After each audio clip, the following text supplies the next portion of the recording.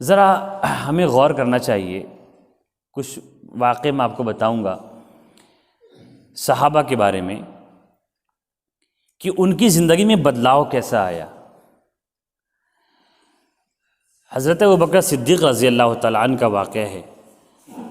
صحابہ تو ایسے تھے کہ اللہ کے رسول صلی اللہ علیہ وسلم کی ناخن پہ خراش بھی نہ آئے چاہے ہماری گردن کٹ جائے۔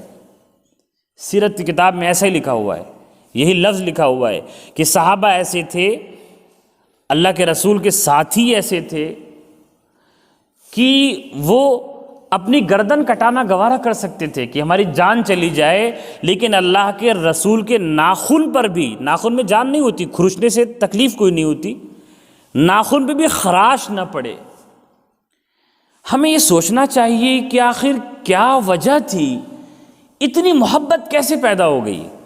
ظاہر ہے ہم ہمیشہ یہ لوگ بات کہتے ہیں محبت پیدا نہیں کی جاتی، ہو جاتی ہے، محبت ہو جاتی ہے کسی سے بھی۔ بس اوقات شکل اچھی نہ ہو تو محبت ہو جاتی ہے۔ اچھا عجیب ہے کہ ہم لوگ محبت کو صرف عورت سے جوڑ کے دیکھتے ہیں۔ ایک باپ کا بیٹا ہو جائے اور مان لیجئے مثال کے طور پر ایسا ماحول بنا ہوا ہے، 10 سال تک اولاد نہیں ہوئی، 10 سال کے بعد ایک بیٹا پیدا ہوا اور ڈاکٹر نے کہہ دیا کہ یہ ایک ہی بیٹا ہو سکتا ہے، تو بیٹا شکل میں کیسا بھی ہو اسے دنیا میں سب سے عزیز ہوگا۔ وہاں پہ شکل نہیں دی، سب سے زیادہ محبت اس سے کرے گا، اپنی جان سے زیادہ۔ تو ہر جگہ شکل نہیں دیکھی جاتی، لیکن محبت کی وجہ کوئی ہوتی ہے۔ وہاں پر بیٹا ہونا وجہ ہے۔ کبھی ماں سے بہت زیادہ محبت ہوتی ہے تو وہاں ماں کی وجہ سے محبت ہوتی ہے، محبت کی وجہ الگ ہوتی ہیں۔ ذرا میری بات کو غور سے سنیے گا، اللہ کرے کہ ہماری زندگی کو بدلنے والا یہ کلام بن جائے۔ حضور پاک صلی اللہ علیہ وسلم کی ذات میں ہر قسم کی محبت کے لیے کشش موجود تھی۔ تو محبت کی جتنی وجہیں ہو سکتی ہیں، کشش کی جتنی شکلیں ہو سکتی ہیں، کشش سمجھتے ہیں نا، کھچاؤ، جیسے مسجد شاندار ہو تو دیکھنے کا من کرتا ہے، صاحب کی مسجد ماشاءاللہ اچھی لگ رہی ہے، تو یہ جو کشش اس کے اندر، اس کو بولیں گے یہ کشش پیدا ہو گئی اس کے اندر، یعنی اب کھچاؤ، اب نظر ڈالنے کا من کرتا ہے، اور گندگی پڑی ہو تو نظر ڈالنے کا من نہیں کرتا۔ تو جو چیز نظروں کو کھینچے، جو دل کو کھینچے، بولیں گے اس میں کشش ہے۔ تو حضور میں ہر اعتبار سے کشش موجود تھی۔ ہمیں اس کا درک پیدا کرنا ہے، ہمیں اسے بھاپنا ہے کہ وہ شخص جو حضور کا ہم عمر ہے، معاشرے میں اس کا بھی وزن تھا، لیکن اچھا جیسے ہی اللہ کے رسول نبی بنائے جاتے ہیں فوراً فتح شروع نہیں ہو گئی۔ 13 سال تک حالات کی چکی میں پسے ہیں اللہ کے رسول صلی اللہ علیہ وسلم، کم سے کم 13 سال تک۔ ویسے تو پوری زندگی ہی مصائب و آلام سے مرکب ہے، پریشانیوں کا سامنا رہا، لیکن خاص طور سے مکہ کی زندگی کے 13 سال، 40 سال میں نبی بنائے گئے، 53 سال کی عمر میں مدینہ گئے، تو 13 سال نبی بننے کے بعد جو مکہ میں گزارے بڑے سخت گزرے۔ حضور کو جان سے مارنے کی دھمکیاں دی گئی، کوشش بھی کی گئی، مدینہ میں بھی مکہ میں بھی۔ ایسا بھی وقت آیا کہ سب لوگ حضور کو چھوڑ دیے، صحابہ بھی ایمان کو بچانے کے لیے حبشہ چلے گئے، لیکن حضور بہت مضبوط تھے، بتایا نا، حضور سے زیادہ مضبوط بھی کوئی نہیں تھا، ان سے بڑا بہادر بھی کوئی نہیں، ہر چیز خوبی ان کے اندر تھی، تو وہ لڑتے رہے۔ ایک مرتبہ کا واقعہ ہے کہ جب کافر دشمن اللہ کے رسول کے ساتھیوں کو ہر قسم سے تکلیف دے کر، ٹارچر کر کے اسلام سے دور کرنے کی کوشش کر رہے تھے، ابوبکر صدیق رضی اللہ عنہ کو مطلب پکڑ لیا انہوں نے اور پیٹنے لگے، بہت پیٹا، بہت پیٹا، زمین پہ پٹخ دیا پیٹ پیٹ کر، منہ، شکل، چہرہ مبارک خون آلود ہو گیا۔ پٹخنے کے بعد ایک شخص ان میں سے، مارنے والوں میں سے، سینے پہ چڑھ گیا، کچلنے لگا پیر سے۔ ایک اور شخص آیا، وہ اپنے جوتے اتار کر، اس زمانے کے جوتے اتار کر منہ پہ مارنے لگا۔ اتنا زیادہ لہو لہان ہو گیا چہرہ، خون آلود ہو گیا کہ پتہ نہیں چلتا شکل میں ناک کہاں ہے، شکل سمجھ میں نہیں آتی تھی۔ مار پیٹ کے جب مارنے والے یہ سمجھ گئے کہ اب تو یہ مر گیا، بے ہوش ہو گئے، حضرت سیدنا ابوبکر صدیق رضی اللہ عنہ بے ہوش ہو گئے، اتنا مارا۔ مارنے والوں کو لگا کہ یہ تو بچے گا نہیں، ختم ہو گیا، چھوڑ کے چلے گئے۔ تب ان کے خاندان کے کچھ لوگ، چاہے مسلمان نہ ہو لیکن خاندان کے لوگ آئے، چادر میں لپیٹ کر، جیسے ایک مردہ ہو جانے والا شخص جو موت کے قریب ہو، لپیٹ کے لے کے گھر گئے۔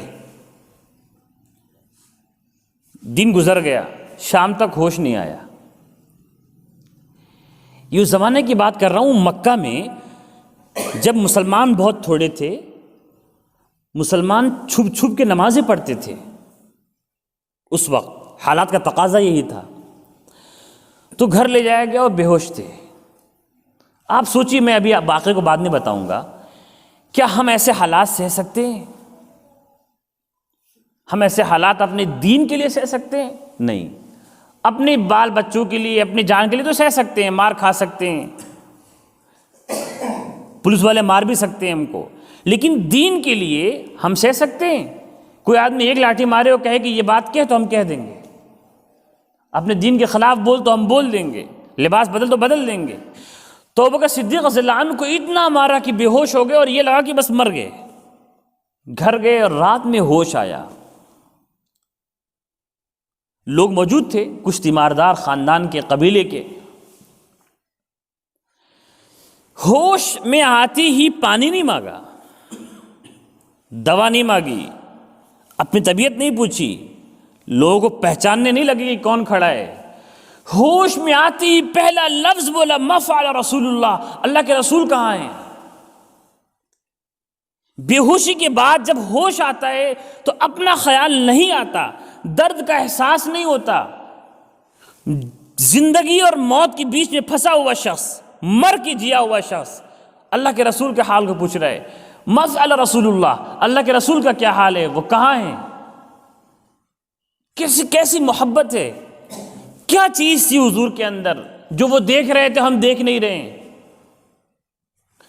وہ لوگ بکے ہوئے لوگ نہیں تھے، حضور کے دوست تھے، وہ دھوکہ نہیں کھا سکتے تھے حضور سے کہ حضور نے پڑھا دیا ہو کہ چلو ہم لوگ پارٹی بناتے ہیں، ایسا نہیں تھا۔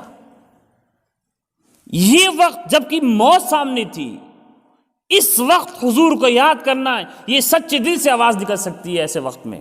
پوچھا کہ حضور کہاں ہیں؟ لوگ کہے کہ ملامت کیے، ڈانٹے، جو لوگ رحم کے مارے کھڑے تھے، چونکہ سب غیر تھے، چاہے وہ خاندان کے ہوں، اس وقت بہت کم لوگ مسلمان ہوئے تھے، کہا کہ ناس ہو تیرا، ابھی بھی تجھے اسی کا خیال جس کی وجہ سے تو مار کھا رہا ہے۔ پھر وہ بولے، ما فعل رسول اللہ، مجھے رسول اللہ کا حال بتاؤ۔ بولے جا رہے ہیں، حتیٰ کہ سارے تیماردار گزر گئے، ہٹ گئے وہاں سے، چلو چھوڑو اس کے حال پہ۔ آخر میں ان کی ماں بچ گئی، ام الخیر، وہ بھی اسلام ابھی نہیں لائی تھی، بعد میں سارے گھرانہ مسلمان ہو گیا۔ ماں آئی، انہوں نے کہا بیٹا پانی پی لے۔ ان سے بھی کہا کہ رسول اللہ کا کیا ہوا؟ کہ مجھے نہیں خبر۔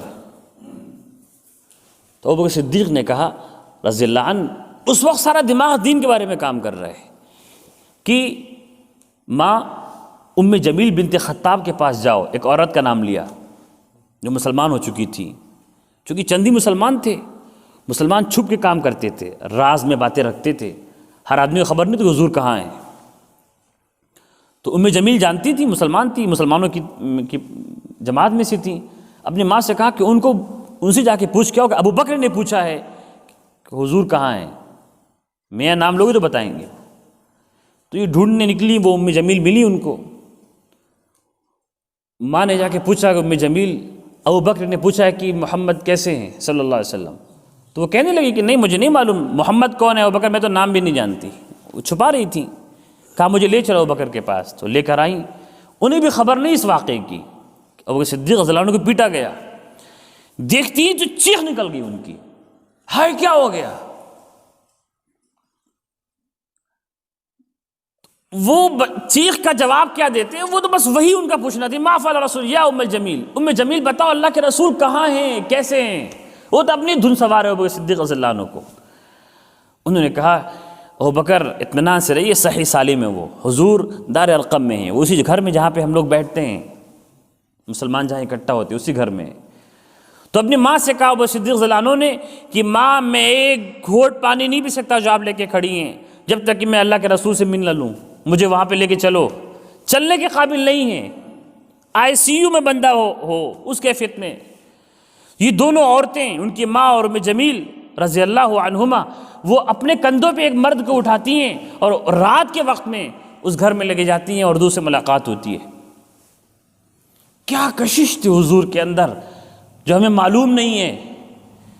صحابہ جان قربان کرتے تھے، اللہ کے رسول صلی اللہ علیہ وسلم کے خون کو پی جاتے تھے۔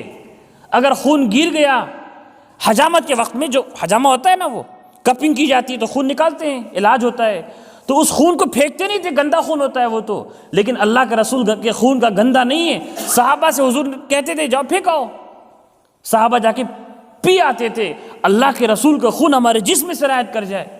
ایسی والہانہ محبت دنیا نے نہیں دیکھی۔